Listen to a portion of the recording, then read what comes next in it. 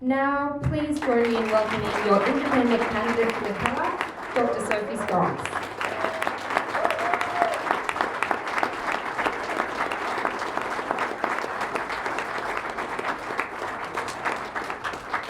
Hello and welcome everyone. In Economics tonight, I'd like to begin by acknowledging the traditional custodians of the land on which we're gathering, the Gadigal people of the Eora Nation, and pay my respects to their elders past and present.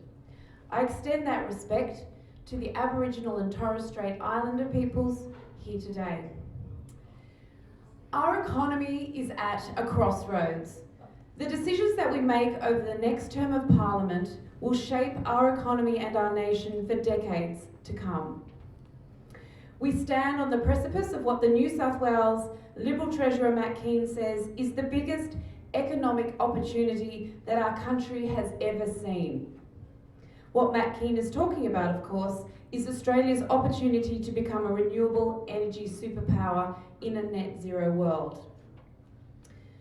The Business Council of Australia estimates that investing in technologies, programs and policies that aim to achieve net zero by 2050 will reap an economic dividend of $890 billion and nearly 200,000 high-income jobs across the country.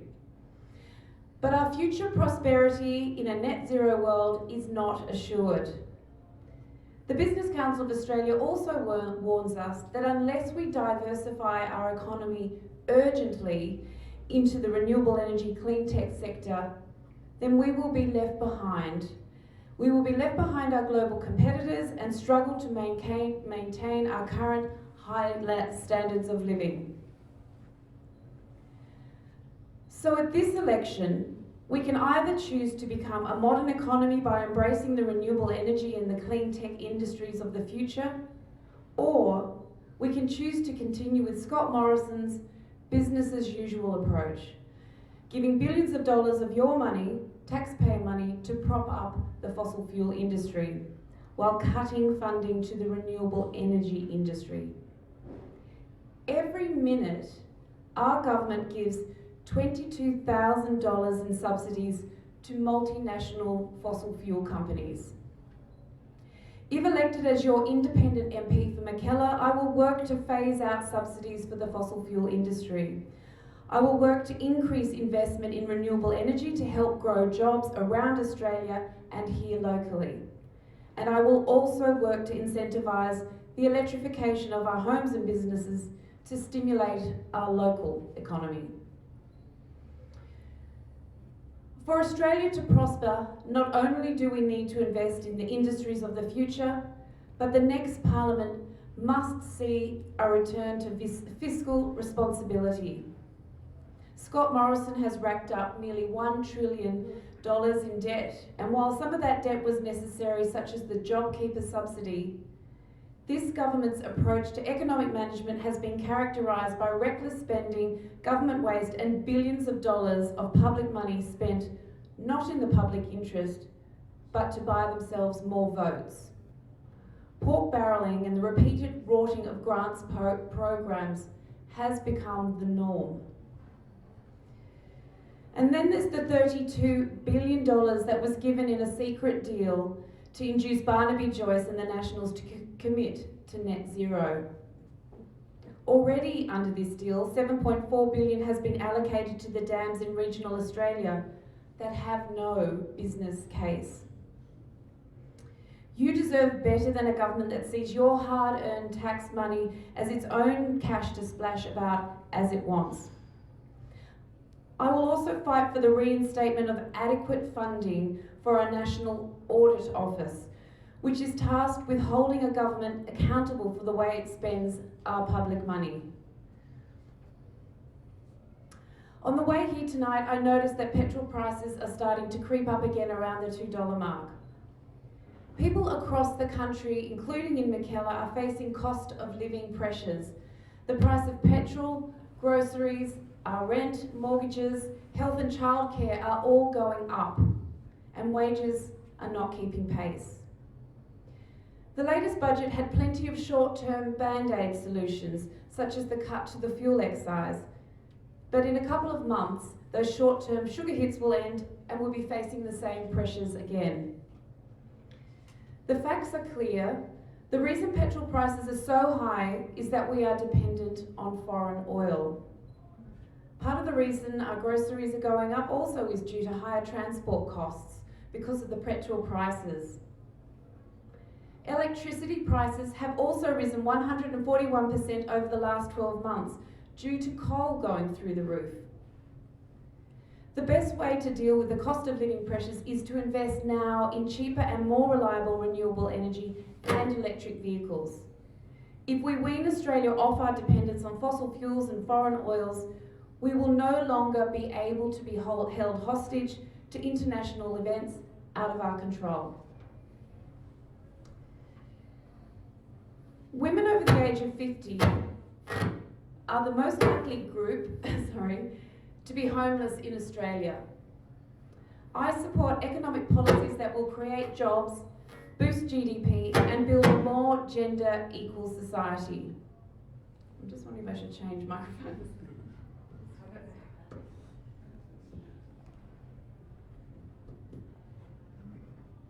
I support economic policies that will create jobs, boost GDP, and build a more gender equal society.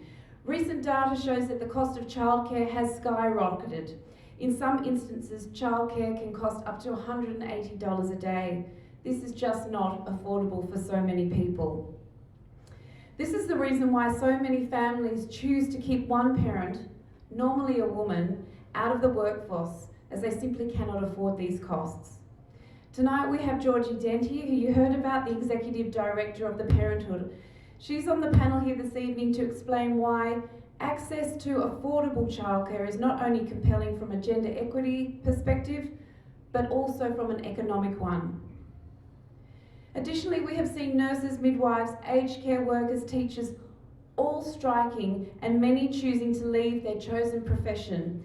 They're leaving in droves because of the poor working conditions they are exposed to every day.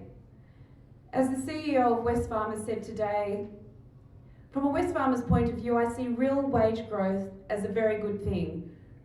Real wage growth is a good thing for the economy, and if it's good for the economy, then it's generally good for Wesfarmers. So I support a pay rise for the workers in the care economy, again, predominantly women, who are amongst the lowest paid in our country and struggling to make ends meet. Finally, I will fight for local small businesses. If elected as your independent MP for Mackellar. It's true to say that small and medium business are the backbone of the Mackellar electorate. I have met many small business owners in Mackellar who say they have been doing it tough, of course, over the last 2 years. And as your local MP, it would be my job to help them get back on their feet and thrive. I support the current instant asset tax write-off, as it helps small businesses to invest back in their business. I also support the government's program of small business tax cuts. However, I think we can do a whole lot more for small business. Many tell me that they are struggling to find staff.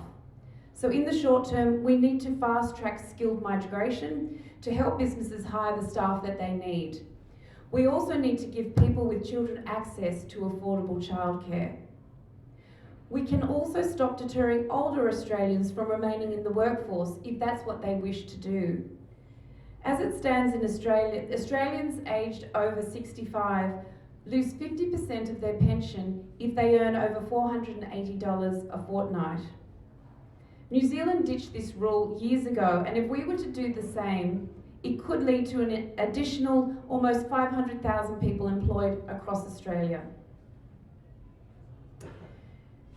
In the medium to long term, we also need to invest in our universities, our TAFEs, and in vocational training to help train up the skilled workforce of the future.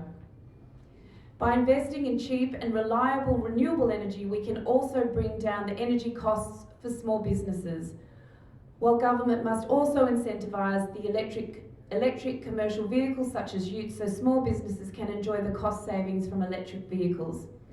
Many of the local tradies tell me that they are spending up to $150 to $200 a week on petrol currently. So as your independent MP from Mackellar, I will not only be a safe pair of hands on the economy, but I will work with all sides of Parliament to make economic policy and economic reforms better. This election is not only crucial when it comes to climate change, health, mental health, and integrity in our Parliament, it is also a crucial election for the future of our economy and our prosperity. So, we have a choice. We either continue down the path of fossil fuel subsidies, of rotting, pork barrelling and waste, of ingrained inequality and of rising cost of living pressures and business costs, or we can vote for a future of economic prosperity driven by a net zero economy where everyone in our community is valued and can make their dreams come true. Now let's progress to the panel discussion. Thank you. Thank you, everyone.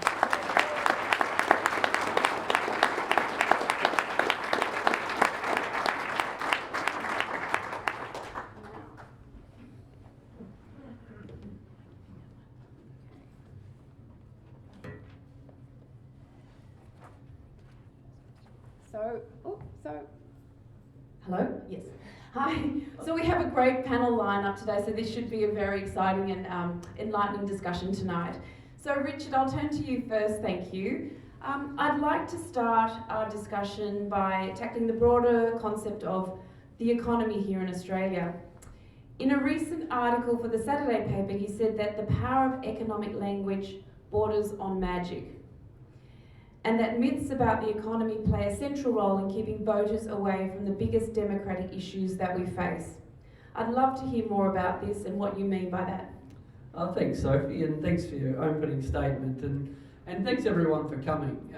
Before I answer that, let me just say, democracy only works when people participate in it, not just as candidates, but as citizens. And for me, democracy thrives on high expectations.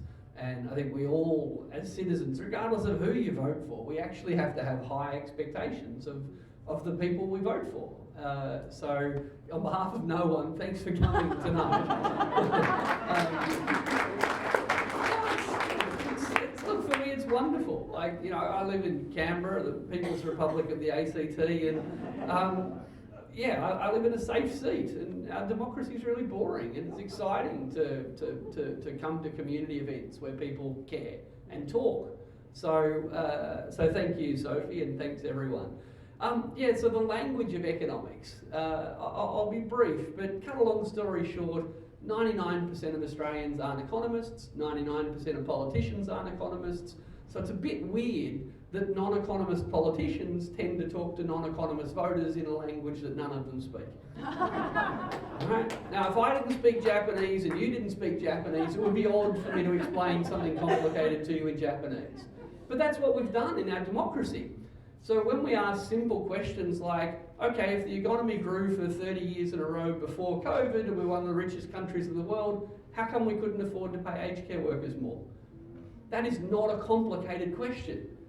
But the answers you get, don't get me started. Right? So we have to be able to ask simple questions, we have to be able to demand simple answers. And there is no free lunch, there are no magic puddings, contrary to Scott Morrison's sort of assertions. We do have to pay for things. But what things? What do we value? What do we want more of? What do we want less of? Now, in Australia, the biggest employer, the industry that employs more people than any other industry in Australia is health and aged care, by a country mile. There's 25 million people in Australia, 18,000 of them work in the oil and gas industry. 18,000. There's 40,000 people work in the coal industry. Between them, that's less than 60,000 people. Put that into context, McDonald's employs 100,000. Okay, and the health and aged care industry employs 2 million. Now, for any small business person in the room thinking, what do I care about that for? Because if you gave health and aged care workers a pay rise, more people in Mackellar will have a lot more money to spend in your local economy. But we've been told collectively that spending $11 billion a year subsidising the fossil fuel industry, and what's the biggest fossil fuel project here in Mackellar? Right? So $11 billion a year subsidising the causes of climate change, not really helping. Yeah. Spend that money giving aged care workers a pay rise, and everyone around you is going to be better off. So that's no free lunch, that's about priorities, that's about choices. All right? But what choices we make are democratic choices. And for a government to say, oh, I'm committed to tackling climate change, that's why I'm subsidising the cause of it, and then quote, I can't afford to pay aged care workers more, what nonsense. One last point, you want to decode politicians, be careful Sophie, hopefully this will be you one day. Whenever you hear a politician say they can't afford something, let me help you decode it. It means I don't want to. All right, now if my kids say, Dad, you know, can you take us to Disneyland for school holidays? I could say, oh, it sounds like a crap idea, son. I don't want to do that. It's just much easier to say, oh, what a great idea, but we can't afford to. But my kids are older now. Dad, how much do you earn? None of your business, son. But we can't let our elected members of parliament say none of your business to us, right? Because it's our money. And if we all want to go to Disneyland, we can. And if we want to pay more for aged care workers and less for fossil fuel subsidies, we can. It's literally up to you to decide what we can afford, not to the Prime Minister or the Treasurer or anyone else.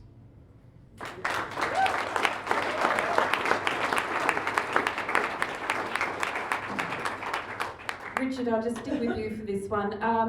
So the national debt did go up during COVID-19 and is almost $1 trillion. What should we do about that? How will we get it under control? Look, it's a big, scary number, and it's the biggest it's ever been in Australia, but debt itself isn't the problem.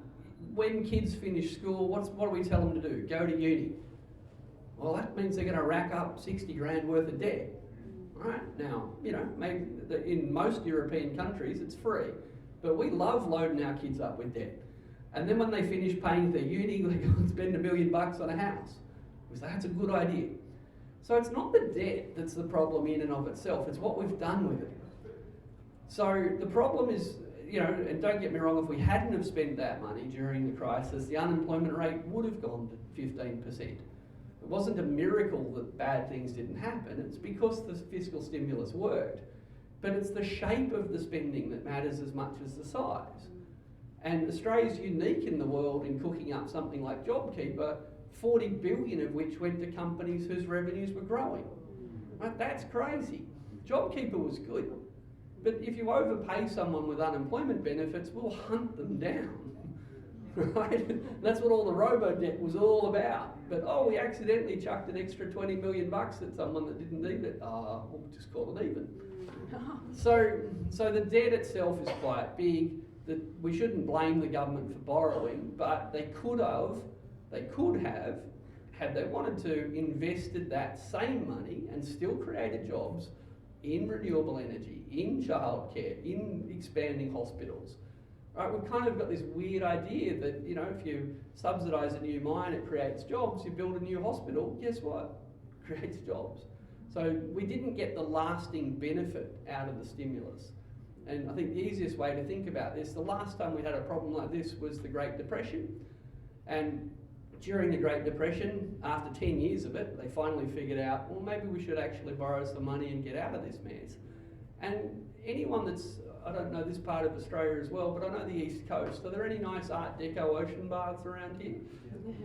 Yeah, guess when they were built? We're still enjoying the benefits 100 years later. 100 years later, we're still enjoying the benefits of the debt that was racked up then, because it was invested in things that delivered lasting benefits. So how will we repay the debt? Over time, a long time. But most humans want to repay their debts before they retire, fair enough. When do you think Australia's planning on retiring? There's no deadline, right? So you don't have to panic about it. You can't do it every year, you can't do it all the time.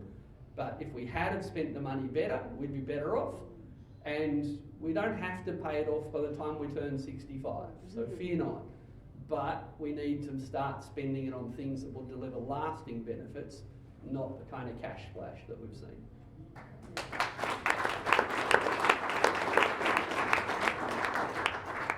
Tim, thanks. Can't Georgie go next? I don't want to speak after yes, Richard. definitely. No. Sorry. So Tim, here you go. The government and the mainstream media have for years focused on the cost to our economy and jobs of transitioning to renewables. I'd love you to flip that for us and to tell us about the economic opportunities that there are in your renewable future. Yeah, it's a really important way you phrase the question. Is an investment or is it a cost? If it involves solving climate change, building a better, stronger, more sustainable future, that's a cost according to Barnaby. But if it's an investment in a coal mine, that's an investment. So it's how you define it. At the end of the day, Larry Fink is a little bit of a capitalist. He runs a $10 trillion fund in America, BlackRock, and he talks about a tsunami of asset reallocation into the biggest investment opportunity the world's ever seen. It's $100 trillion investment opportunity in decarbonising the world. That's not a cost, that's an investment. And that is what gets Larry Fink really excited. We talked to him 3 years ago and talked to him about climate change, talked to him about stranded assets, and he said, "You've got to be joking. I've got a fiduciary duty. I worry about risk returns. I'm not employed to save the planet." 6 months later, he announced a road to zero and a massive decarbonisation. And what we got wrong was we were telling him about the problems and the costs. He realised the magnitude of the opportunity, and he turned on a dime, and he now speaks more passionately about decarbonisation investments than I do. And that's the power of money. When you see firms like Larry Fink's BlackRock talk about $1 trillion opportunity, $100 trillion opportunity by 2050 for the world, and that's a huge, huge investment, employment and export opportunity. And I'll finish by saying Ross Garnaut for a decade now been talking about Australia as a renewable energy superpower.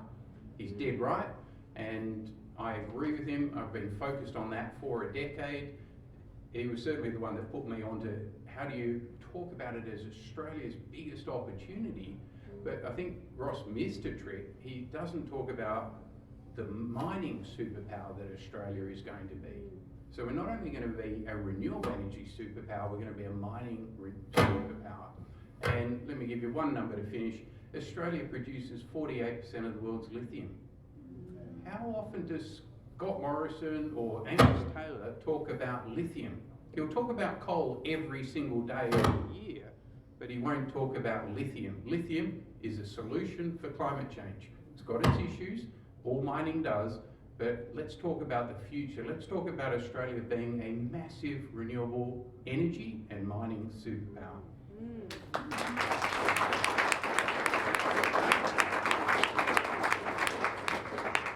Thanks, Tim. It's good to talk about the positives, isn't it, for your mental health? But it is extraordinary what we're, if we don't act, what we're going to miss out on. Georgie, so the workforce shortages are a real challenge for businesses, large and small, in Mackellar and across the country right now. Your organisation, the Parenthood, is calling for a better deal for children, parents and women. So we'd love to hear what that would involve and how will universal, affordable early learning and childcare help us fix Australia's economic problems? Thank you, Sophie, for that question. And I do have to say the comment about you being a funny economist is true. It's a low bar. Well, you've cleared it. It's funny that the first question you asked referenced magic. And I talk about early childhood education and care, and in particular, making it universally accessible. It is a unicorn, a very rare unicorn, and we're missing the magic. And that was actually the headline I pitched for an op-ed that the Financial Review ran, but they didn't go with my headline. But the reason that I say it is a rare unicorn is because it is an economic reform. There is absolutely no doubt about it. But it is also a reform that would meaningfully transform the lives of women and children, and not just for a short point of time over the course of their lives. It would create generational change. Now, what is probably fairly well known in the audience is that childcare in Australia is really, really expensive. So in global terms, we pay, according to the OECD, we're the 4th most expensive childcare in the world. And since the May 2019 election, the out-of-pocket cost for parents is up 15%. And in 2019, we were ranked very high, number 4 in the world for most expensive childcare. It's increased significantly at the same time that government spending in the subsidy has increased. So today, Simon Birmingham was talking to Patricia Carvelis on Radio National and saying that there is a record investment in the childcare subsidy, and there absolutely is. We now spend more than $11 billion. But the question is, what are we getting for that? And I'll tell you a few things that we're getting. So we have got childcare that is so expensive that it is a very genuine deterrent to women participating in the workforce after they have children. Australia has got the #1 rank in the world for educating women and girls. The World Economic Forum does a global gender gap index every year. And in 2006, when they first published that, Australia's ranking overall was 15. And for educational attainment for women and girls, we were #1. And we've held that #1 rank every year since 2006. Last year, our overall ranking for gender equity is 50th in the world. And for female workforce participation, 70th in the world. Now, that is very unusual because usually there's a correlation between the extent to which women work and the extent to which they're educated and skilled. So we are spending an absolute fortune educating and upskilling women until the point that they reach the age where they have children. And that's when men and women's workforce participation in Australia diverges really significantly. And that is absolutely tied to the fact that we have got childcare that is so expensive that even before a child is conceived, parents are talking about, okay, well, who's going to do the caring and who's going to do the working? And because we've got a gender pay gap that exists separate to this, often it is the woman who's earning less money. So when we have those conversations about who will do what, it is often the woman who will decide that they will step back from work. Now, the reality is, particularly for families living in an area like Mackellar, living on one income is almost impossible. So we're setting families up for a really difficult time. So part of the reason why early education and care is an economic reform is because by making it more affordable, we would free up, we would sort of unlock the potential of women to participate in work to the extent that they would like. There is so much evidence about these benefits, but one of, a piece of research that was published about a month ago shows that if we had free early learning and care, it would free up the equivalent of 855,000 full-time workers. It would also create 255,000 jobs in the early learning sector.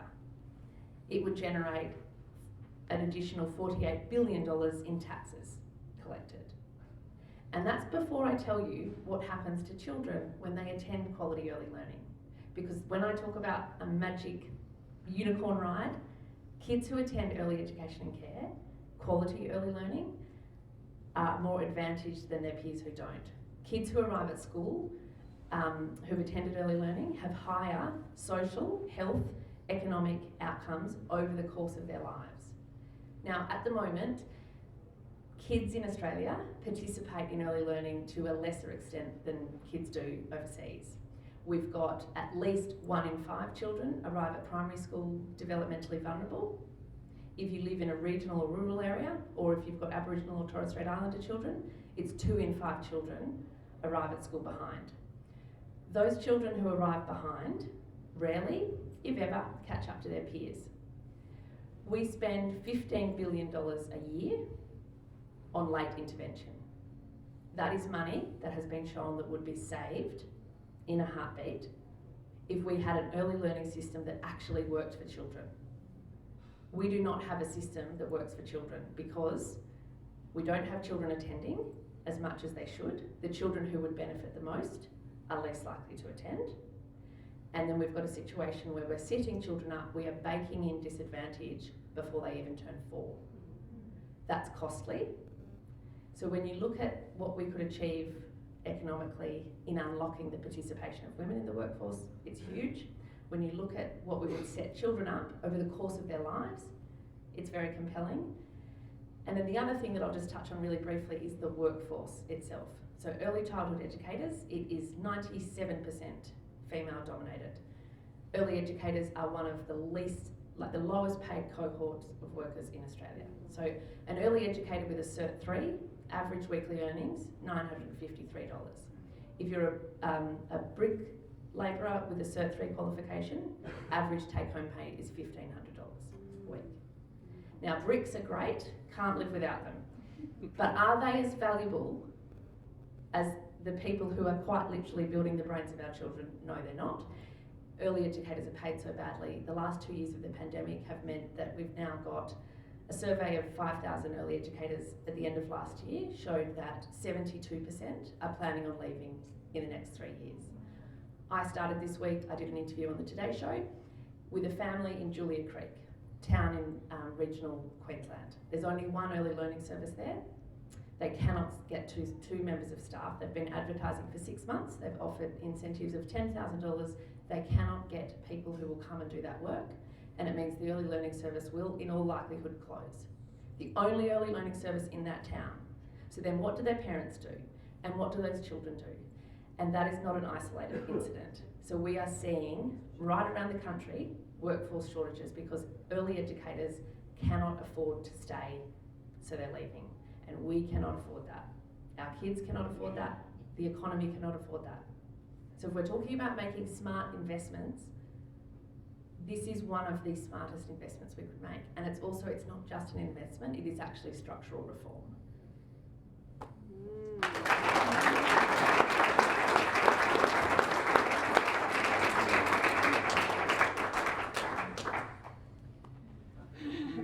See? Incredible. Persuasive? Yeah. Very Sobering, it is sobering. Yeah, sorry. Very, very sobering, and it just seems, how on earth has there not been the leadership to start investing in our young people and for women to get back to work? Is there a reason why, or are we just hearing the same thing, that we can't afford it? Yes, it is that thing of we can't afford it because we're choosing not to. Yeah. I think that there is, I think, if you look at the decision makers that have been around the decision making tables for a really long time, very few of them have ever had the lived experience of even doing a single daycare drop off. They do not understand the sort of logistical undertaking that is. And we are a really conservative country.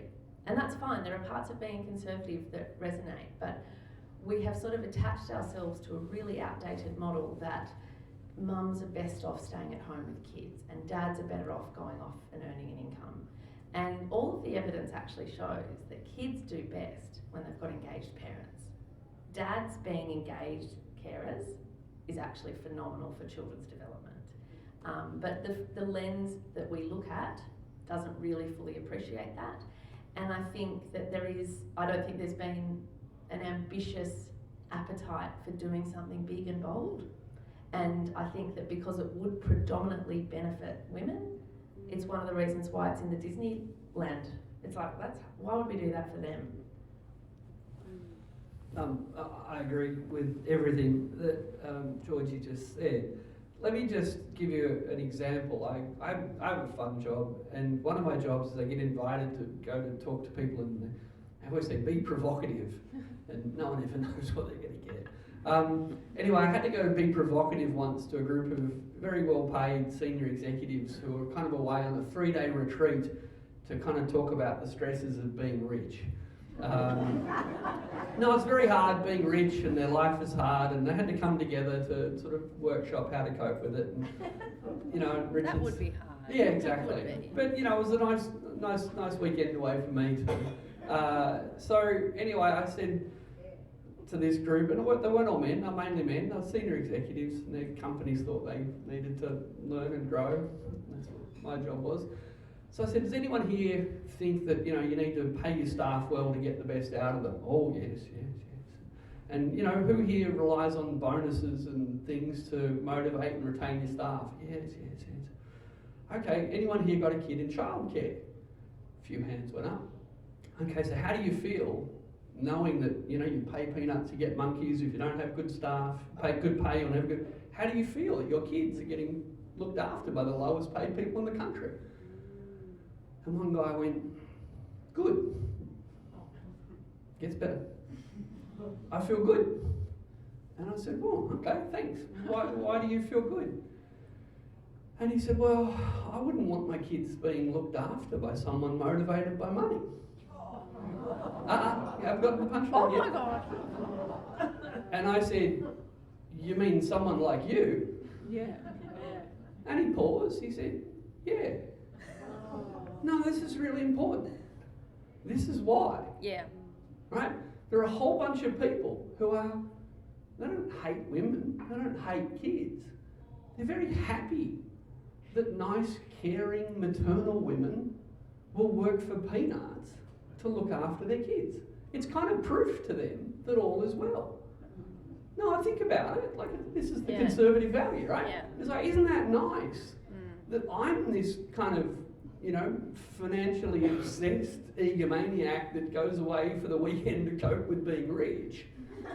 And I feel great knowing that there's these other loving, caring, compassionate people working for peanuts. So I hate to say it, if we don't help them get a pay rise, they never ever will.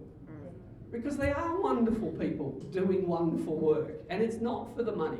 But just because they're willing to not do it for the money doesn't mean we have to exploit them. No.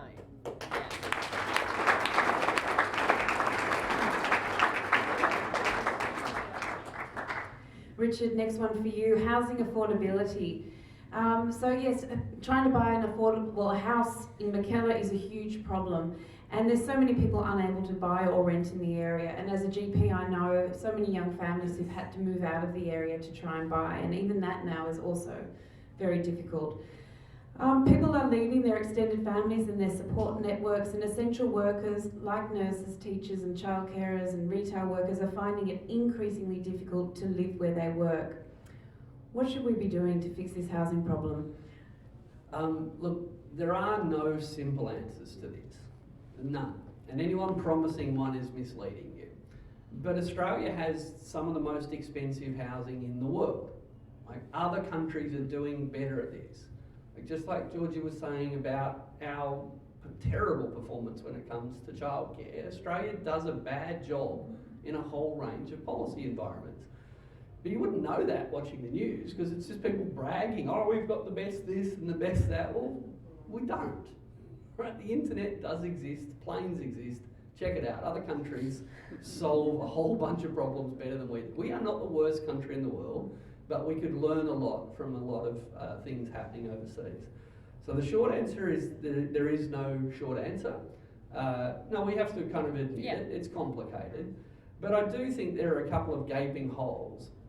Now, one of the big ones, a radical lefty called Robert Menzies was very big on home ownership. He actually thought that people owning their own home was not just kind of good economic policy. He actually thought it was good democratic policy. He thought that if people owned their own home and were literally invested in their community and had stability and had a stake, and think kind of post-World War II, Reds under the bed, like he genuinely thought that home ownership was a really important democratic feature. And he put a lot of time into it, he put a lot of our money into it, and in today's parlance, he was big on public housing. Right? And that was the public sector built a lot of housing and they rented it out, not just to the poorest people who were desperate, but anyone. And then they sold a lot of that public housing to those tenants. And a lot, just like the ocean baths that got built during the recession, houses got built every time the economy slowed down. Right? Because think about what happens with our cycle, a business cycle goes up and down, and we all know there are times where there's builders not building. That's when you build the public housing, right? Because the builders didn't have work to do. So to cut a long story short, in Australia we've stigmatised public housing. We think it's terrible, except if you work in defence. Now we have, no, I don't mean to demean people who work in defence, but if you work in defence, there's something called the Defence Housing Authority. There's a hint in the name, the Defence Housing Authority. And it houses defence people. Cheap rent, nice houses, nice places near where they need to work. Right? And it actually makes a profit. So here's a crazy idea. What if we had the Nurses Housing Authority? Or the Child Care Workers Housing Authority? Or, wait for the punchline, the Housing Authority. Right.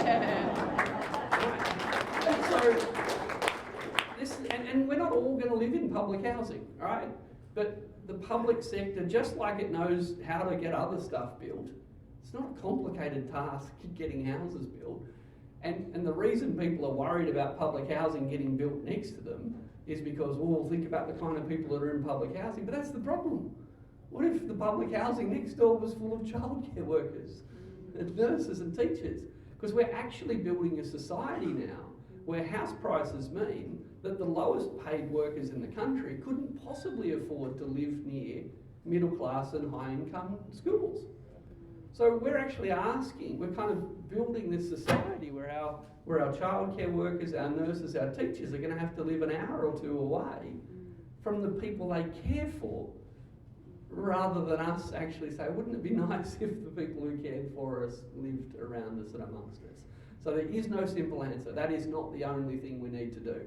But the policies that are being talked about from the Labor and the Liberal Party are token. They're designed to be token. It just allows them to say, I have a policy on housing, right? Because they can't afford to say, I don't have, right? But we need to actually look at it at the structural level.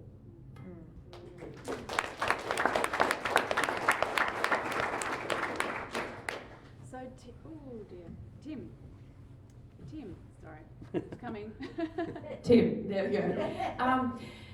As I said in my introduction, small and medium business really are the backbone of this electorate and this community. So Tim, what are the opportunities ahead for small and medium business if we do embrace the renewable energy economy? Yeah, maybe an example of a company that I met the founder of the company during the week, last week, and I was just inspiring. I just wanted to chat to him. It's Tritium. You might not have heard of it, but it's the world's leading developer of fast chargers.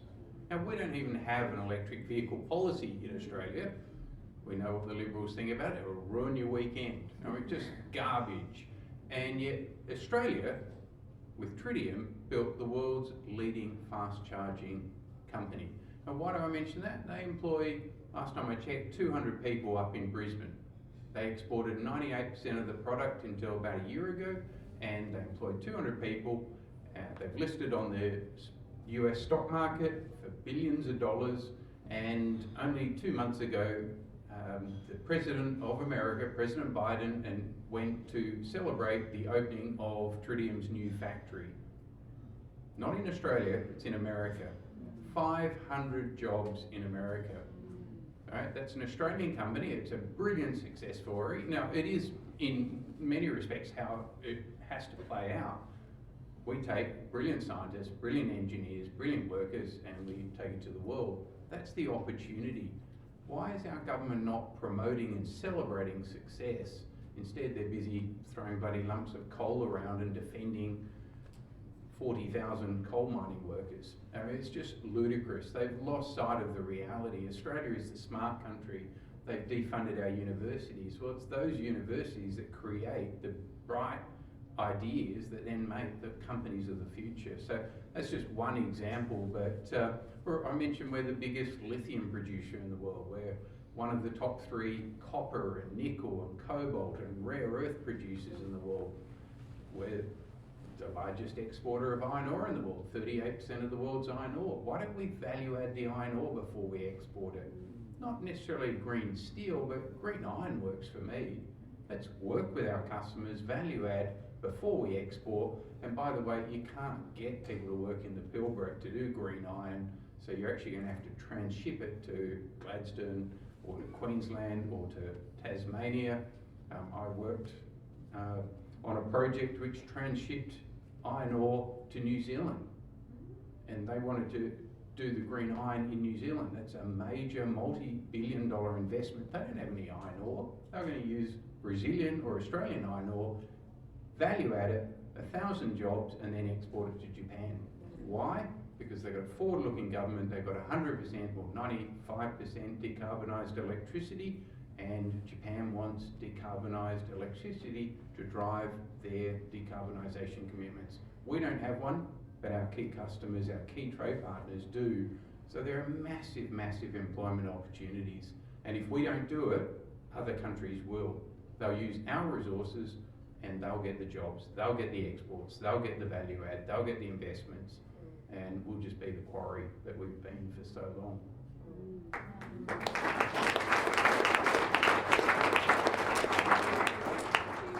Thanks, Tim. And Georgie, back to you. We've talked about childcare, but what are the other factors keeping women and parents in general from the workforce, and how is this holding back our economy? Yes, so last year the Parenthood, we commissioned a sort of significant piece of research that we got Economist to undertake. And as an organisation, our mission is to make Australia the best place in the world to be a parent. And the reason that's our ambition is because it is only when parents and carers are supported that children can thrive. So the idea that we can say we're a country that cares about children, if we're not also a country that cares about parents and carers, then it's a very empty promise. And what we wanted to do was, if we were going to have an ambition as bold as making Australia the best place in the world to be a parent, we wanted an evidence base. And so we looked at what are the policies around the world that make the biggest difference for parents and children. And the research also looks at where does Australia rank in the global terms in that way. And as I sort of alluded to earlier, Australia actually does terribly in this regard. So UNICEF ranked Australia 32nd out of 41 countries last year for child wellbeing. And that was of 41 of the richest countries, so we're talking OECD countries here. And they specifically called out that we are failing to deliver consistently good health, social and educational outcomes. We have got, in this research, a couple of key policies came out that make the biggest difference to families and children, and they are adequate and equitable paid parental leave and access to quality early childhood education and care. Two other things that are critically important are a decent health system that particularly offers parents and children optimal mental and physical health care, but also having access to family-friendly workplaces. Australia's paid parental leave scheme was introduced 10 years ago, and it offers 18 weeks at the minimum wage for the primary carer. Now, that is the second least adequate paid parental leave scheme in the OECD. America is the only OECD country that has got a less adequate scheme than Australia does. The average length of pay in OECD countries for parental leave is 50 weeks. We offer 18 weeks at the minimum wage, and dad and partners 2 weeks at the minimum wage. Now, in the budget, very generously, they've now put the 18 weeks and the 2 weeks together so that families now have 20 weeks. What that means is mums will just take the 2 extra weeks because, so not only is our scheme inadequate, which actually sets us up for, there's an economic price attached to that, because the reason why back in the 50s and 60s paid parental leave even became a thing was because, surprise, surprise, if you invest in the health and well-being of mums and babies, you save money over the course of their lives because you set them up with their health and social well-being. So there is a really economic rationale for investing in paid parental leave. We have got a completely inadequate scheme, but what we've also got is a really inequitable scheme. So dads in Australia take less than 20% of the parental leave days that dads take globally. That is because our policy very intentionally is focused on primary carers, being mums, and secondary carers, being dads. What we know about paid parental leave is the pattern of caring that's established in the first year of a child's life persists over the course of their lives. So when we have a situation like we have in Australia, where it's really common for mum to take 6 to 12 months off and dad takes 2 weeks, that is the sort of proportion of caring responsibility that we will see borne out over the course of that life, which is why paid parental leave is as critical a lever as the early education and care piece is. So the two policies that the Parenthood is talking about is having 1 year of paid parental leave that's shared between parents and universal access to quality early education and care. They are expensive upfront, but they actually pay for themselves. They actually more than pay for themselves. And the paid parental leave policy is absolutely critical to closing that gender gap. And I just wanted to touch briefly on what Richard said before about the joy that comes from caring. The shocking reality that for a lot of women aged over 55 discover is that no landlord accepts joy. They want actual rent, and joy doesn't cut it. And what we have in Australia is the price that women pay for spending their lives caring, either in a paid capacity but a low paid capacity, or in an unpaid capacity raising their children, looking after their elderly relatives, is poverty. And that is not okay. And on Sunday, it's Mother's Day. And I have a message for everyone, that on Mother's Day, there is no mum in this country that needs platitudes. We do not need fluffy slippers. We need policy reform. At the end of last year, we put out a second piece of research called Back of the Pack, and how it was about how Australia lags the world in supporting mums. This research looked at, in 4 countries, what is the working pattern for women. So we looked at Australia, Canada, Germany, and Sweden.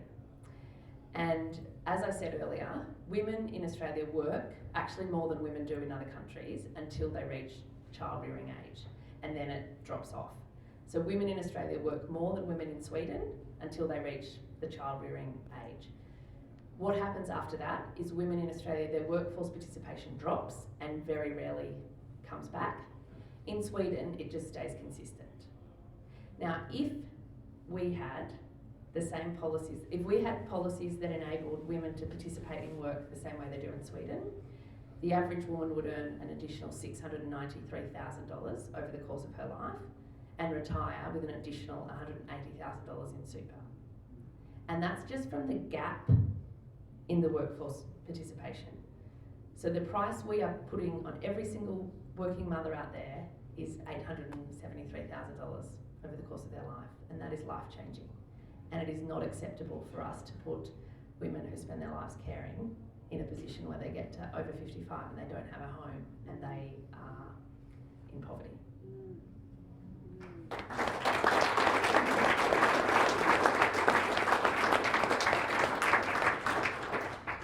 I've got a big job ahead of me, that's all I can say. That's incredible, really, isn't it? So Richard, now it's back to you again, and we're going to talk about real wages growth, which has actually been talked about for years as a problem in this country.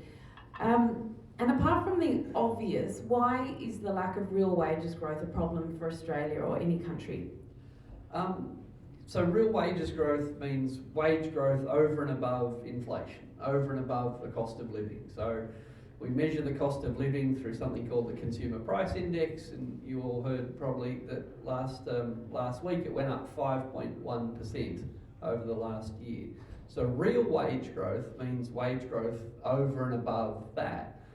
Now, the most conservative economic advisory group in Australia is the Reserve Bank of Australia.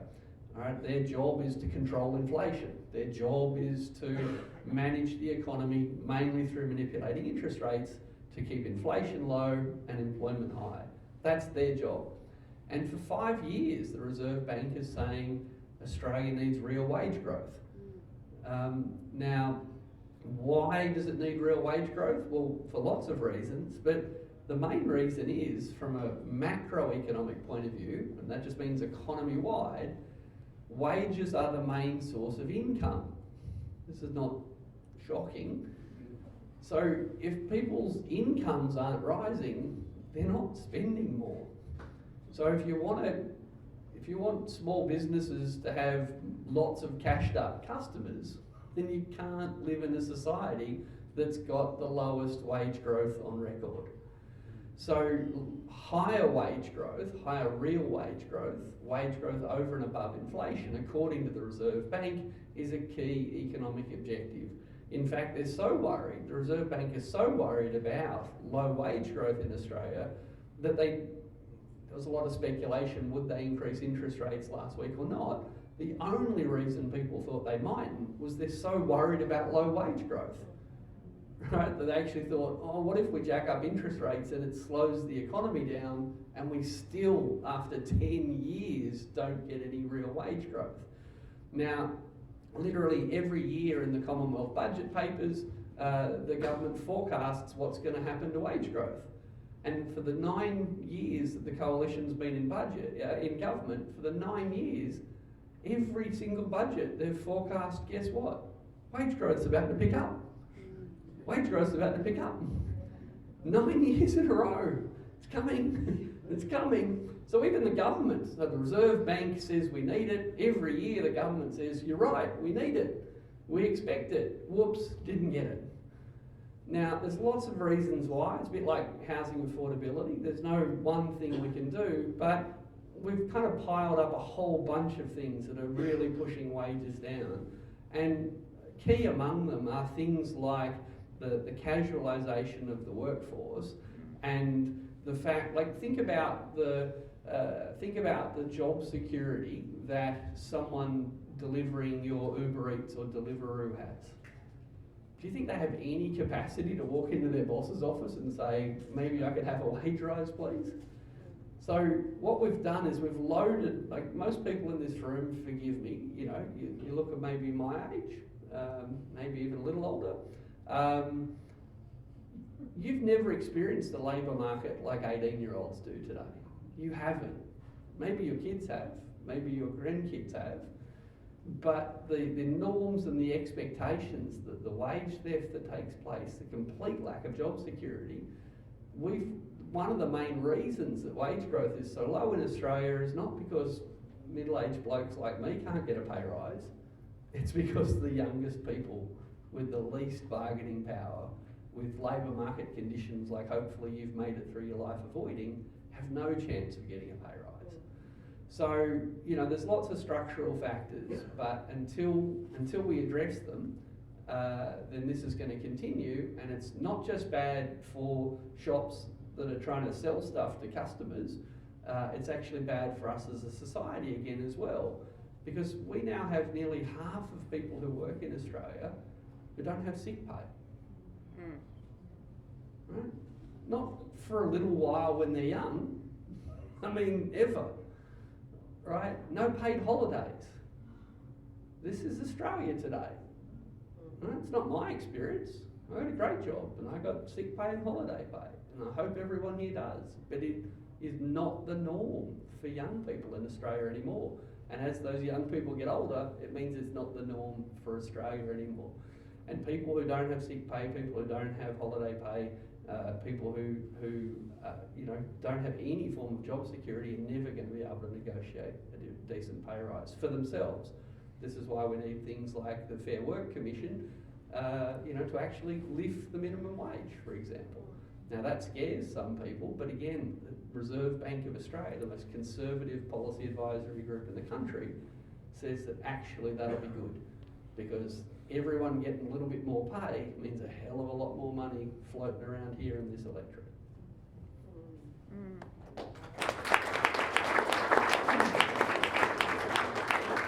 Thanks, Richard. Tim, back to you. Just going back to the new economy. What are the risks for heavy industry and transport if we fail to make an orderly and planned transition? And how important is it setting targets into legislation to ensure that we're making the most of our opportunities? before I even answer that, and I probably wasn't even paying attention, sorry, you'll have to repeat it, but before you do, I was just thinking, thank God I work on the climate emergency. I would hate to be doing your job or your job. Yeah. Or at least I can see a positive future. I can. There is a positive future for us. I feel like it's easy. Oh, sorry, no, No, please do. No, I don't mean that in any way. It's so important, the work you're doing. Yeah.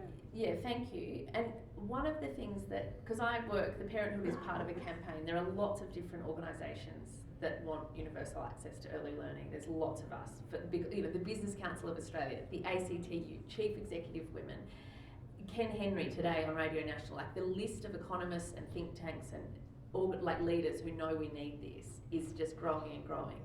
And the thing that I think is positive is that unlike climate, where I know there are so many opportunities, but there's lots of things, there's a lot of unknowns. We actually know globally what works in this space. We just need the leadership and commitment to do it. You know, we do not have gender inequity in this country because it's intractable. We have it because we have never done anything intentional to close the gap. And we can. You know, I mean, yeah, anyway.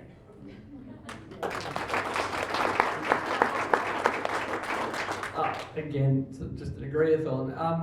But I just say the same thing to people all the time. I just say, Sweden exists. Yes. This is I've not. been there. I've been there too. Norway, it's real. Yeah. Right. So yeah, unlike climate change, where don't get me wrong, you know the technologies for fixing that are there. So this is the problem. This is why I come back to at the beginning. Like it's actually up to us as a democracy to decide what problems we think are important enough to solve, and who we elect determines which problems we prioritise. Because humans have priorities, humans have values, and we've been told for decades that we're too busy solving some other problems to copy Sweden on childcare, to copy Norway or Finland on education, to copy the UK on renewable energy. Like, you know, we've just been told in Australia for so long it's we can't afford it. Nonsense. That just means don't want to, remember. Alright, we can't afford it, or it's too hard, or if we did it, here's the killer, we'd become uncompetitive. Now, I don't know about you, but the person sitting next to you is a bit insecure, right? And they're worried about being uncompetitive. But the highest wage countries in the world are countries like Norway and Sweden and Denmark, and they export all sorts of stuff all over the world every day. Right? Anyone heard of Volvo? Anyone shopped at Ikea? Nokia? Well, sort of. You know, for a while. For Spotify, Lego, Scania.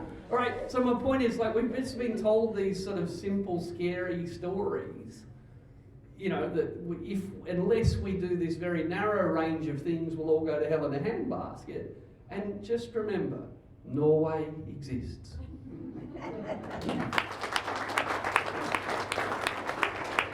Before you repeat the question, the reason we're all here, we need bright female representation in Canberra.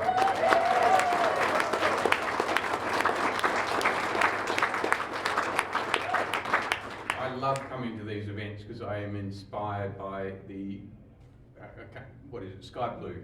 I work in a whole lot of different electorates. I work with Kylie, I work with Zali and Sophie. It's just inspiring to me that these ladies are willing to stand and take on the crap that they're going to have to deal with all the men down in Canberra, but they can reform our democracy. So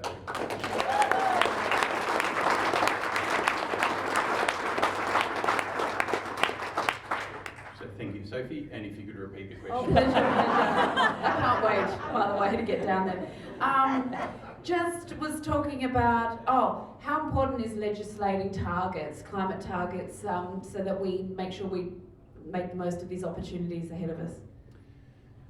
Yeah, it's really important. At the end of the day, I mean, I come from finance. I worked in the biggest financial institution in the world for 20 years for my sins. But at the end of the day, we need the regulatory framework. We need the policy roadmap. We need to have that, and then the government get out of the way and let corporates and finance deliver and let the people deliver.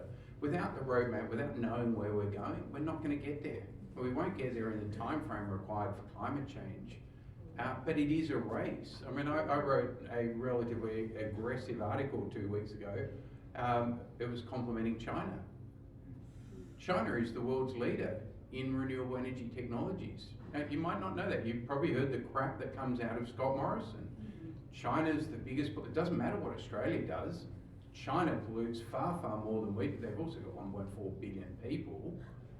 We are one of the 3 biggest fossil fuel exporters in the world. It absolutely matters. We are part of the fossil fuel mafia. We're up there ahead of America. America's number 4, we're number 3. We're up there with Russia and Saudi Arabia. Is that what you're proud of as an Australian? But that's my idea of a good dinner party. Just those 4. Exactly. At least they got rid of Trump. None of those. That's true. Interestingly, none of those countries treat women very well. I don't know if that's fair to Saudi Arabia. they let them drive now. They did last year. Oh, for a bit, Yeah. For a little while. Yeah, for a little while. Not far. No, with a chaperone. But I mean, women do like cars. They like driving. We've been told that here. But think about that, when Scott Morrison craps on that it doesn't matter what Australia does, it categorically matters. We are up there, right up there with Saudi Arabia and Russia. So they're just bullshitting all the time, excuse the language, but that's what they're dealing with, what we're dealing with. But it's all the bribes and corruption that go with it. But I'll get to your question. Roadmap, we need a roadmap, we need the framework, and probably the biggest issue we've got is that the fossil fuel industry is very, very well organised. They use public resources, our resources, for their private foreign gain, and they've got a hell of a lot of money to bribe our government. The small businesses that I work with in the renewables industry are all too busy actually building their businesses, and they're generally small businesses. So one of the biggest criticisms is they're not well organised, they're not funding a strong lobby against the fossil fuel industry. They're too busy actually creating employment and creating a viable, sustainable economy. So maybe get to the point, we need a roadmap, we need the government to have the right framework, and if we actually want to be a renewable energy superpower, I'll just remind you, Scott Morrison, or Josh Frydenberg just gave $3 billion of subsidies just a month ago in our budget to the gas industry, that was just the gas industry. The gas industry will make more money this year than they've ever made in history because the gas price has gone up tenfold. Do they need a subsidy right now? Now's the time to be actually taxing them a little bit, like 1/10 of their fair share. Instead, we're giving them more of our money. They don't pay any tax, most of them. And we're giving more subsidies, and yet he cut the renewable energy investment in the budget by 30%. How's that work? Oh, we've got a climate emergency. We want to actually build industries of the future, but we're subsidising the industries of the past more than ever. And so the roadmap is really important, and this is, sorry, I mentioned China. I mean, a lot of people, I did that a little provocatively, it was for a Chinese audience, but I did do it because people think of China as the problem. China is the world's #1 manufacturer of solar modules. They're the #1 installer of wind, offshore and onshore in the world. They're the #1 electric vehicle country in the world. They're the #1 processor of lithium, rare earths, copper, vanadium, every element you require to build these. Why? They take our product and they do all the processing in China. They're just strategic about it. They dominate all of the industries of the future. So when President Xi says he's going to drive net zero by 2060, he'll do it by 2050 because it's in their economic interest to do it. He'll be the world leader in all these industries of the future. I want Australia to be the world leader. And Ukraine has actually opened up a massive opportunity because all of a sudden people are worrying about energy security and supply chain security because Russia actually exports a lot of those commodities, and all of a sudden that opens up an opportunity for Australia like never before to value add our commodities and compete with Russia and China in the industries of the future.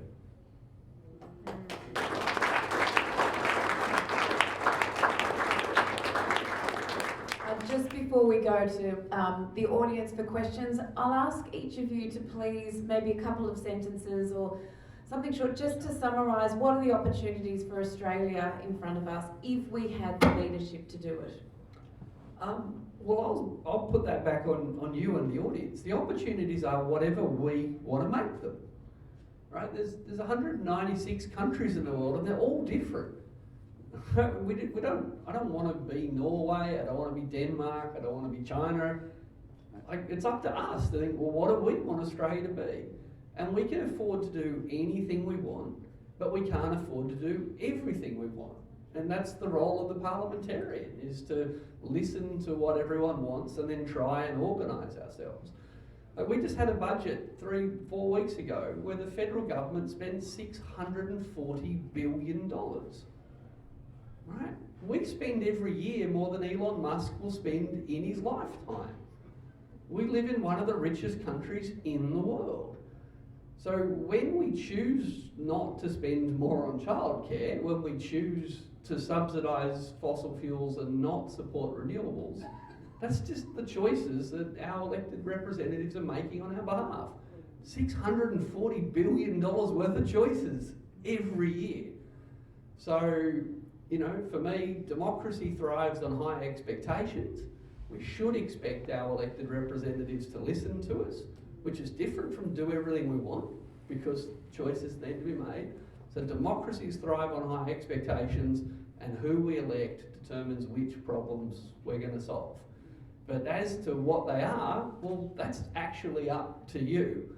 But my kind of key message is never believe for a minute that a country as rich as ours can't afford to do it. All right? We might disagree on what we can do, but that's different from saying, oh, Sweden can afford to, Germany can afford to, Norway can afford to, we can't. We can, we just don't want to.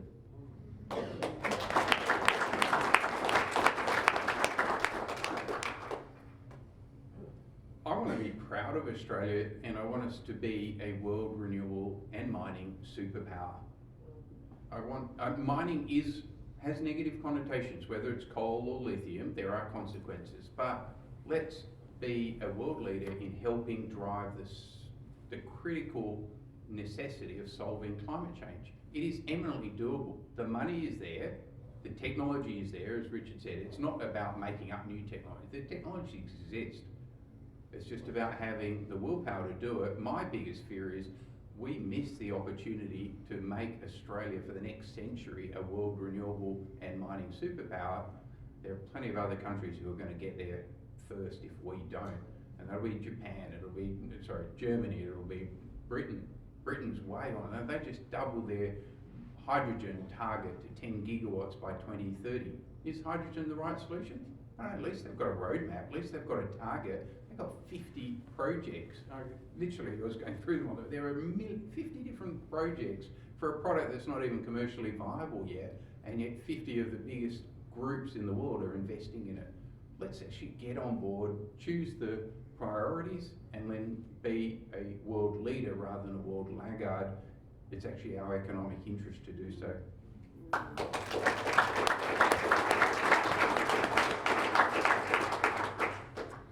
It probably won't shock you that what I'm going to say is, and I'm going to be a little bit more prescriptive than Richard was, and I would urge you all to find the determination inside yourself to recognise that Australia was once a world leader when it came to gender equity, and we can be that country again. In 1975, when we passed our Sex Discrimination Act, that was a world-leading piece of legislation. And in the ABC documentary that Annabelle Crabb presented earlier this year called Misrepresented, and I urge you to go and watch that series, because the parliamentary debate around sex discrimination was so much more respectful and substantive than any debate that I have seen in our parliament the last decade. We have chosen to neglect equity and safety and respect for over half our population. And it is a moral and social and economic imperative for us to fix that. And I genuinely feel heartened that in just a few weeks we may have a parliament in Canberra that is filled with smart, determined, optimistic women who have brought themselves potentially to that table because they recognise that what we are doing is not good enough. And I think it's time for us to be ambitious about being a decent, world-leading country in the way that we treat women and the way we treat children. And we can do that. And what sort of a country is willing to brag about its world-leading status in the COVID recovery, but is willing to overlook the fact that we completely lag the developed world when it comes to women and children? I'm not okay with that, and I don't want any of you to be okay with that either.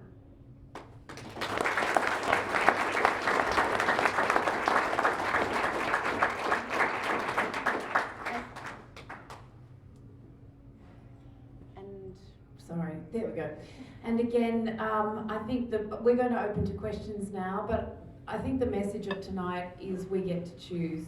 We get to choose this election what type of future we want. We get to choose what type of country we want. We get to choose whether we have a livable planet for the future. We get to choose the future for our children, and we get to choose how we treat women and children. There's so much choice this time, and people are standing up all over the country because we want a better choice.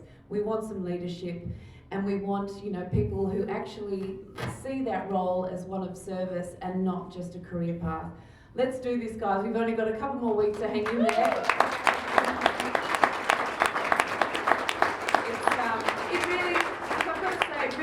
Incredible time in the history of Australian politics because people are taking note and people are coming, as Richard said and all of us, we are coming back into our democracy and we're opening our arms and we're bringing people back in. This is our democracy and we need to make it work for us.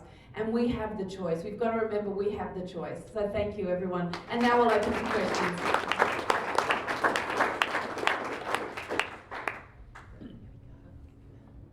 Hello. Yes.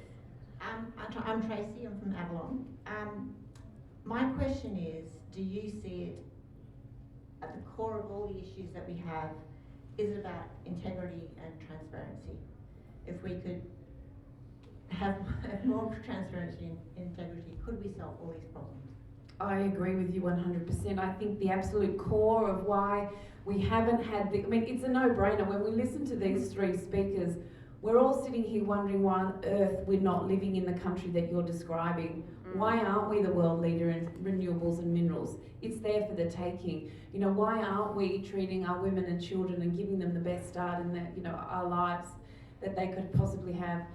And Richard, why aren't we? Well, I just don't understand why we don't have a viable future where people's living wage is actually increasing and people have the, you know, the ability to buy a house for themselves, whatever their dream is. You know, why aren't we living in that country currently?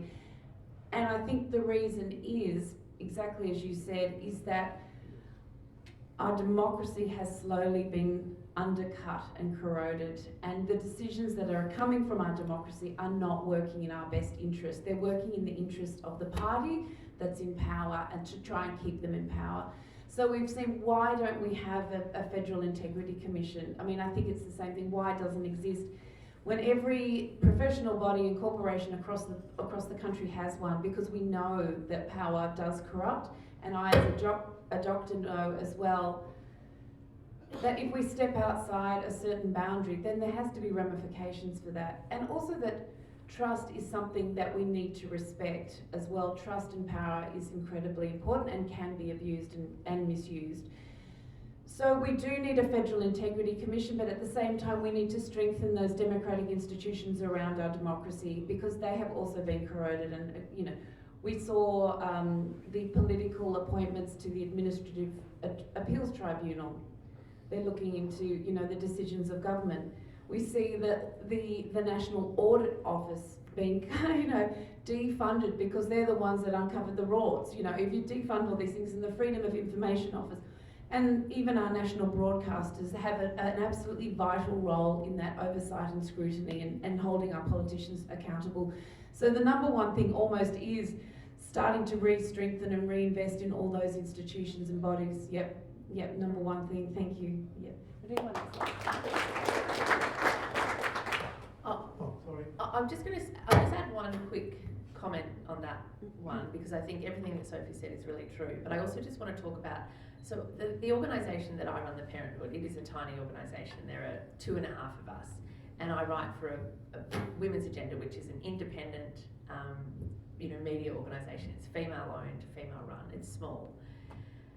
In October 2020, when the late budget was handed down, that was the COVID budget. It was in October of 2020, and it was at that point the biggest spending budget in Australia's history. You will probably know the scary $1 billion number for the whole budget. It was a lot. Yeah, it was 700 and something billion. Yeah. So of that budget, 0.3 of 1% of that budget went to women's economic security. 0.3 of 1%. Now, a lot of people, myself included, were on Twitter that night. I genuinely was shocked when the budget papers came out. I thought there's obviously a mistake, frantically looking through it. Nope, this is right. I was very critical of it on Twitter, and there were a lot of people who were. The next day, I get a phone call. It's the Prime Minister's office. I am a public figure, and what I say matters, and I should not be critical of their budget. It gets better, because I'd also like to say that while I was fielding this phone conversation, it was school holidays. I've got 3 kids. I had 2 between holiday camps. I had done 5 TV interviews, 3 podcast interviews, and a radio interview that day, and it was 11 a.m. And I was on the phone to the Prime Minister's office defending myself. And the thing that gets me about this is, and I mean, look, they made an error. They said to me at the end of the conversation, I said, look, I'm not the only person who's saying this about your budget. And they said, no one credible is saying that. And then I sent off a little message to a few different people on Twitter saying, if you're tweeting about the budget, I suggest you use the hashtag #CredibleWomen. I turned my phone off because I then was recording another podcast interview. Turned my phone back on, 15,000 tweets had been sent in 2 hours. And it ended up sort of being the #1 trend on Twitter for 2 days, and it became an issue that was covered. The reason I say this is, I am a small individual. I do not run a big corporation. I do not work for ABC or Fairfax and they rang me and tried to basically tell me to be quiet. And yet, we are still, from the very same government and Prime Minister, we are being asked to believe that he did not have any knowledge of an alleged crime that happened within metres of his actual office. He didn't know about that. He didn't know what was in the dossier of historic criminal allegations about his then Attorney General. He didn't read that. But he had time to somehow find my number and have someone in his office call me. And I know how many of these phone calls were made. And I was in a position where I just happened to be able to go to a group of people that it became a public thing. But when we talk about integrity, this is the kind of thing that happens all the time. And I always think how many other people have had those phone calls over the last 9 years.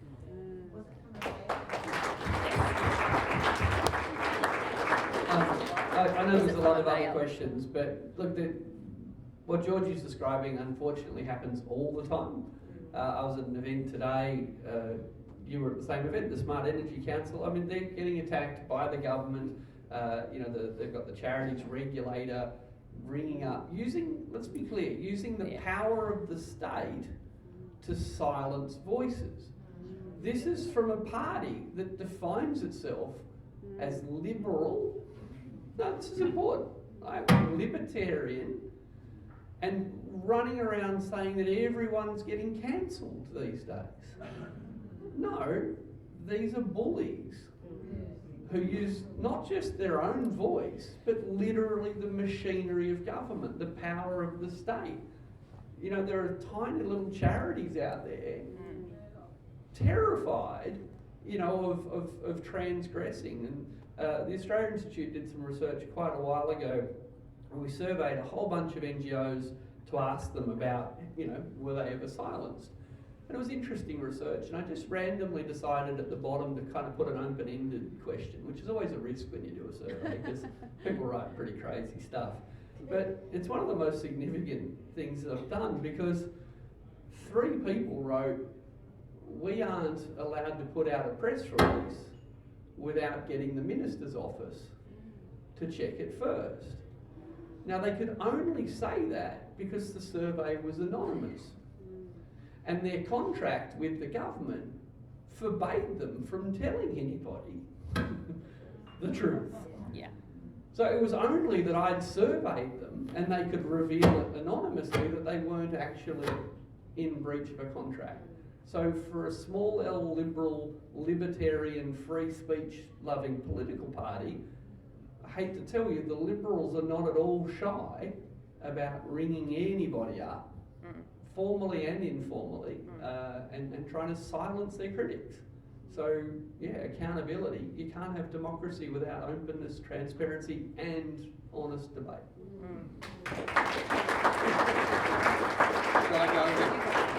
Let's dumb down. We won't get beyond Tracy's question, but it gets to the heart of it. There's a man, he's so patiently waiting. You go first. Who here respects the CSIRO? Yeah, it's the same thing. I did, yeah. Didn't they invent the Wi-Fi? Yeah. So I've always admired them until a decade ago, and actually it was when I set up, I work for a think tank. I was about to say I set up a charity. I actually decided not to make it a charity. I said to my funders, no bad luck, I'm not going to be a charity because I'm not going to have the government regulate me. I get no funding from the government, but I actually chose to be a not-for-profit company, so I have no ability of the government to curtail me. A decade later, I mean, even last week I was asked to set up another charity. No, I won't do it. I don't want the government deregistering me. Like the Smart Energy Council just got threatened yesterday for actually talking about climate change, like the biggest issue. Sorry, one of the biggest issues. Yeah, and our organisation has had the same experience just eight weeks ago with being referred to the Charities Commission. I mean, so far, look, our organisation is not concerned. We do have charitable status, but we do not have DGR status, and we don't have government funding. But again, it is the thing that I find really disheartening, which was the same around that budget situation, was I have written to them so many times to offer briefings on our research and to talk to them about the policies. Before that October 2020 budget, I was one of many people who were talking to them about childcare and the crisis that was occurring. They would not take a meeting, they didn't want to have a briefing. And that was the bit that gets me, because bring us in and have the conversation. If you want to say to us, no, we don't have money for that, just say it. But don't not engage and then quietly go behind closed doors and try and silence people.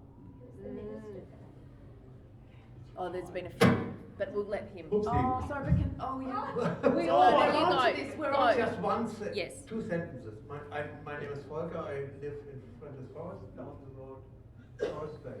I just have a comment and recommendation to everybody. Go to your website, look up the Grattan Institute. They have written a report in 2018, which is called Who is in the Room? And what they do, they look at donations in Australia. Look at this and you will find out what causes all of this, what these 3 people have talked about. I really highly recommend it. Thank you. Thanks very much for what you've shared with us. It's been really, really interesting and quite moving, frankly.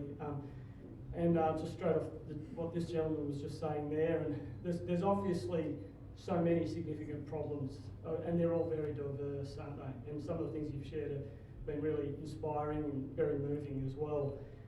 But the word integrity is very important to me, and it's actually the reason I'm here, because there's a glimmer of hope in me. What I'm really interested in is structural integrity. And I really don't know, because I'm not an expert, but how the heck can we get some structural integrity in our political and democratic system? Because I just think it's so badly messed up, and it really worries me.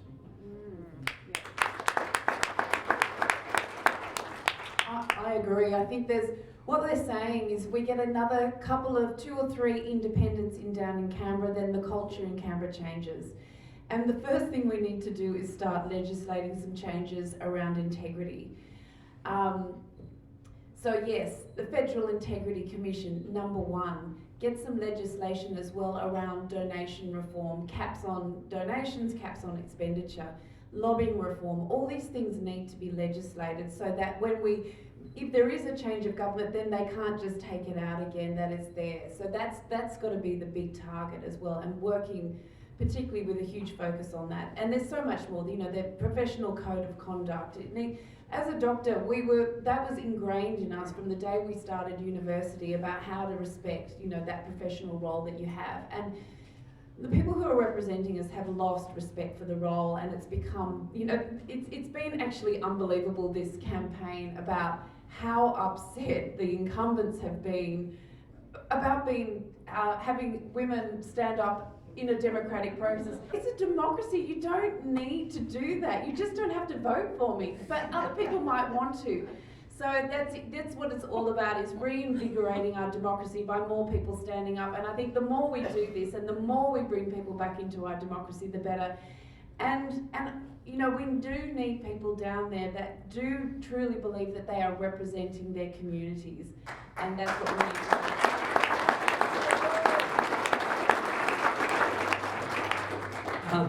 When you were talking then, already Sophie, yourself and the other independent candidates running in what were called safe Liberal seats, what an undemocratic term. Yeah. Think about the entitlement, Yes. the expectation. Democracy won't work here. Yeah. You We've got guys, this covered. we've got this. And that's what it means. So we'll be putting our effort somewhere else. This is a safe seat. So you've already transformed debate. So I mean it, that entitlement, the mere existence of the word safe seat says taken for granted. Right? And these have become fiefdoms, they've become sinecures, which are a platform for an ambitious, typically man to say, and from you I will stand on your shoulders and make myself Prime Minister one day. That's not the job, mate. Your job is to represent the people, not stand on them so you can go do something else. Okay, we have about 4 more questions from people that have already put their hands up. We would normally wrap up now, but we're all having a fun time. So if you do need to leave, please just sneak out. But I think a few people would like to stay and ask a few more. So I have 2 ladies here, and a gentleman over here, and a gentleman over here who are waiting. Yeah, hi, thanks everyone. Sasha from DY, and great talk today, so thank you. I think there's probably some easy votes here for you, so. I guess what I'm sort of concerned about, we've got the rise of independence across Australia, hopefully. How do you see a hung parliament playing out? Where might your support lie in that kind of situation? Thank you, that's a great question. I think what we would see, so currently we already have a minority government. We've got the coalition with the Nationals who get, I think, 4% of the national vote, and the power is in the hands of Barnaby Joyce and the Nationals. We see that they're dictating climate policy and almost had to be bribed to get there on the 2050 target. So that's not a way to run the country. I actually asked, at the end of the Black Summer bushfires, our member Jason Feliski sent out a survey, and it was a list of 20 things. Everyone received it and ticked the box of the things that are important to you. And we were still breathing in the smoke from the fires, and there was no climate change on it. So, and then the next thing that our representative had a mobile office where people could go and chat to him, and everyone was quite distressed about this survey that had been there, and that's all that people wanted to talk about was climate change, really.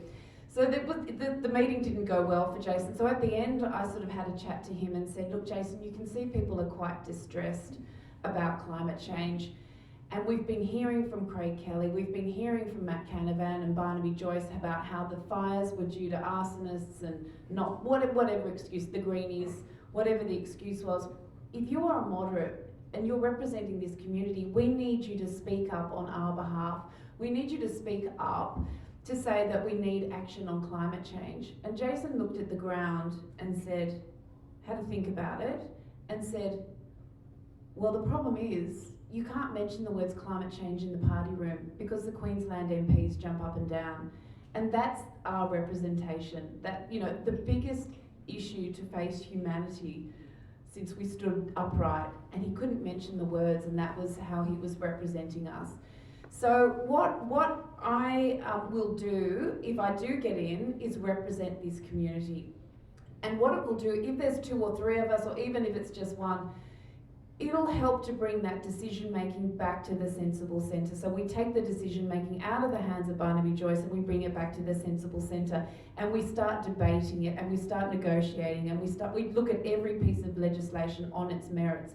At the moment, what we have is a yes man who wears a pager, who's told when the vote is on and how to vote. And that is not democracy, and that is not representation. So what it is, and this parliament has gagged more debate on more topics than any previous government. So they are afraid, as we heard, they are afraid of hearing other people's opinions. And we've talked about how they've tried to stifle and shut down people. The CSIRO, you know, was he the head that was talking to, the CSIRO, the former defence leaders, even Admiral Barry has said that we weren't allowed to talk about climate change unless it had gone through the parliament. So that is the amount of control that is going on at the moment. So who will I support if it comes down to it? What I'm doing is the issues that I'm taking to the election have come directly from the people of Mackellar. There was a process, Voices of Mackellar, where hundreds of volunteer hours were invested into listening to people who live here, sitting around the kitchen tables and just asking people, what are the issues that are important to you and what solutions would you like to see? And do you feel that your voice is heard? And the overwhelming response, it was so overwhelming, was that no, we don't feel we can be heard, and we don't feel we'll ever be listened to, so why bother? And at the end of the sessions, it was so compelling that this is why I'm here today, is that we were hearing that constantly. So we decided to step aside. People were saying, well, what we need is an independent who can genuinely represent our views and our values. And we found it so compelling, and we're hearing it so often, that actually we stepped aside and started up the Mackellar Rising, which was the grassroots movement behind this movement for a community independent. So, so what will happen if there is a hung parliament? The issues that I'm taking to the election are very clear, and they've come from the people. So what I will be doing is I will be going into bat for the people of Mackellar on those issues and standing strong on those issues. And that is strong and urgent action on climate change. It's very clear that what the people here want. And it's also Integrity Commission and strengthening those democratic institutions as well. They're the key that I'll be standing strong on. So it's issues, not ideology, and it's about getting consensus and moving forward constructively. As you can see, we are stuck and we have stagnated on so many different things that we should be moving ahead with, and we're just not. So if we can get some fresh voices and some fresh opinions and actually start the debate and the negotiation, it's going to be powerful, and I think the future will be really positive. Thank you.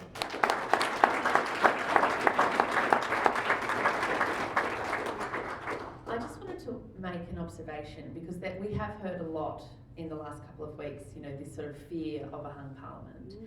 And I think what's really interesting is, we have been talking a lot tonight about how can we dismantle the sort of corruption that we've got, how can we see a return to integrity? And I really genuinely think the only way to genuinely have that is through a hung parliament situation where we've got a crossbend, because we're taking the power away from a single big party, whichever one it is.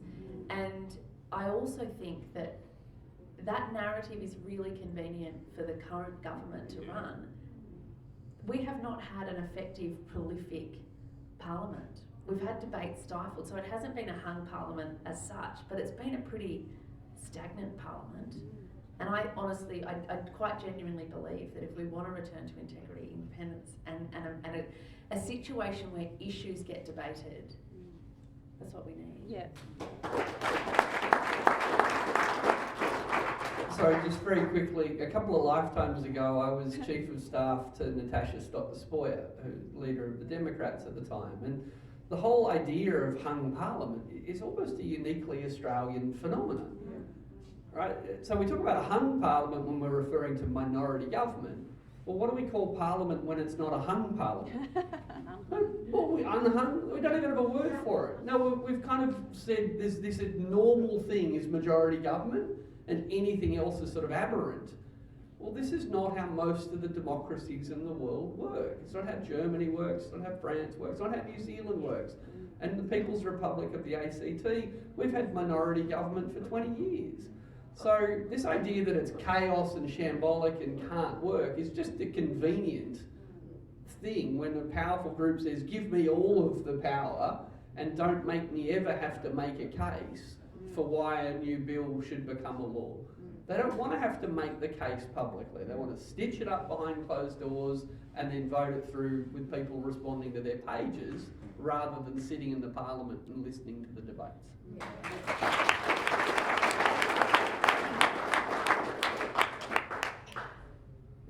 Hi, thank you so much. This is I'm Sarah from French's Forest. I've really enjoyed listening to all of you. It's been an amazing panel tonight. My question is for you, Richard.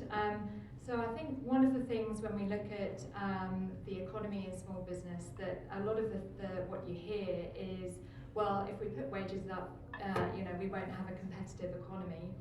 And one of the things that really strikes me is how much government infrastructure spending goes through without competitive tender. And I'd really like you to, if you could, expand a little bit on that and talk about, how that is so diametrically opposed to the message that they're giving out, that actually, high wages would be uncompetitive when they clearly don't care about competition. Yeah. Look, thank you. The budget we've just seen, we're going to spend $5.4 billion building the so-called Hell's Gate Dam in North Queensland. This idea has been around for 80 years, and for 80 years treasurers have said no. For 80 years, treasurers, state and federal, Labor and Liberal, have said that looks like a crap idea. But for Barnaby Joyce to agree to the words net zero being spoken, $20 to $30 billion of ours was promised to him behind closed doors. So the $5.4 billion for Hell's Gate Dam will never be debated in Parliament, where we could see who voted for it and who voted against it. It's been done as a dodgy deal. Now that dam, $5.4 billion for a 300 metre tall concrete wall with no business case, is not going to help small business in McKellar. No, but you see what I'm saying? Like, this is why a rich country feels poor, right? And this is one dodgy project. Okay, so which comes back to accountability and transparency. Electricity prices in Australia are going up, and it's not because of renewables; it's because of a shortage of renewables. All right, gas-fired power stations are expensive. Coal-fired power stations break down on hot days. Back in the 80s, and they were a good idea. It's not the 80s, right? VCRs were a good idea back then too, right? No, so we weren't stupid for building them. We're stupid for trying to repair them. So, high electricity prices hurt small business and reduce competitiveness. Building infrastructure in dumb places hurts competitiveness and isn't any good for small business. And it's clever politics to kind of collapse the whole economic debate down into one thing like wages, when it actually, A, the economy is more complicated than that, B, wages means customers spending more. The real thing is that we're a rich country wasting a fortune and missing opportunities. One is bad, both is criminal.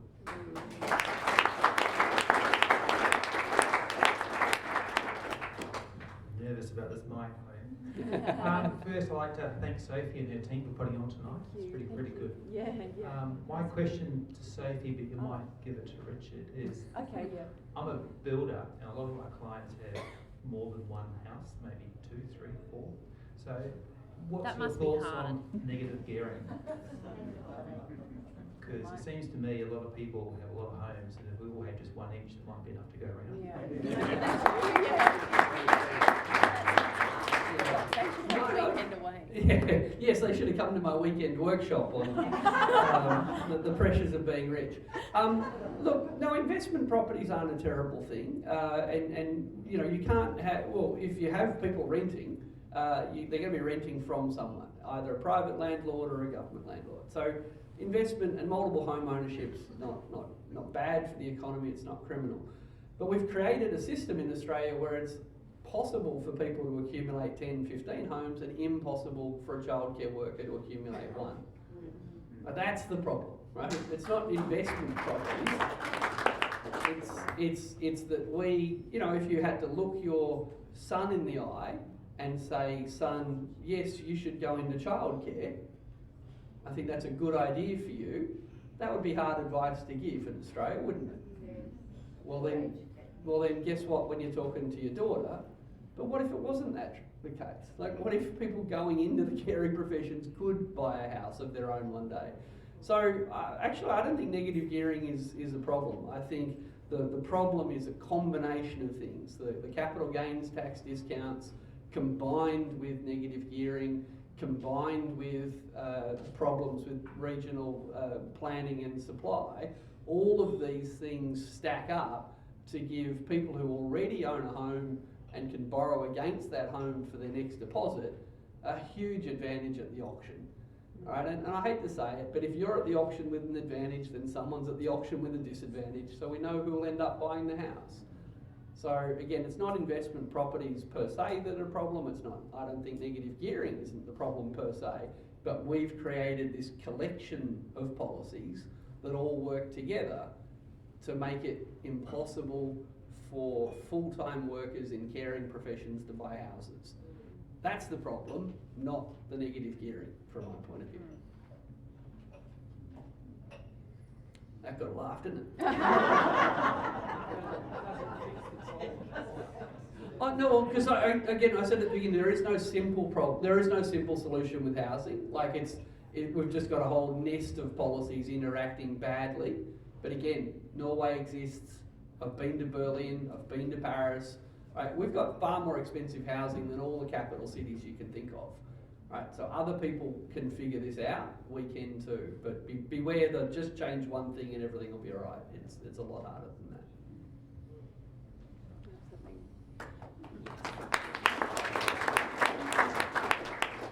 I think as well there's a few huge issues like climate change and like now that housing affordability has become that we do need bipartisan sort of working together consensus to actually deal with them. The adversarial nature of the two-party system means that we're going nowhere. Sorry, been talking a lot recently. So that's another role for independents. When you think about the difficult issues, when you think about what they are, Zali Steggall, an independent, has been leading the way on climate change. Helen Haynes, an independent, has been leading the way on integrity.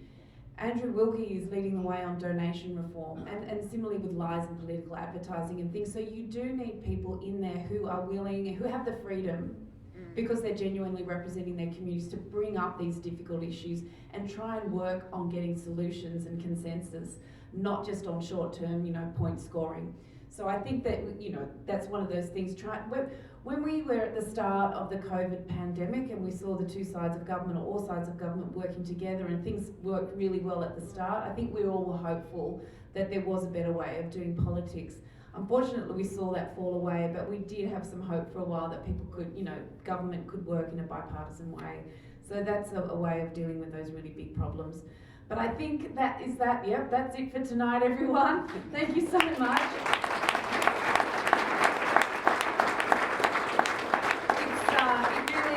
Been incredible. The thing is, there's two messages. There is a lot of hope for us, and if we want to choose a really great country and a really great future, we can do it. We know that we can do it because all these wonderful people are working on it. But it's up to us to choose. So thank you so much for being involved in your democracy and also for your participating. As Richard said, that a strong democracy absolutely needs the participation of its people. So thank you so much for being here, and I'm just going to hand over to Jackie to say thank you. Just to say thank you again to all the panellists and obviously Sophie as well, and for everyone here tonight.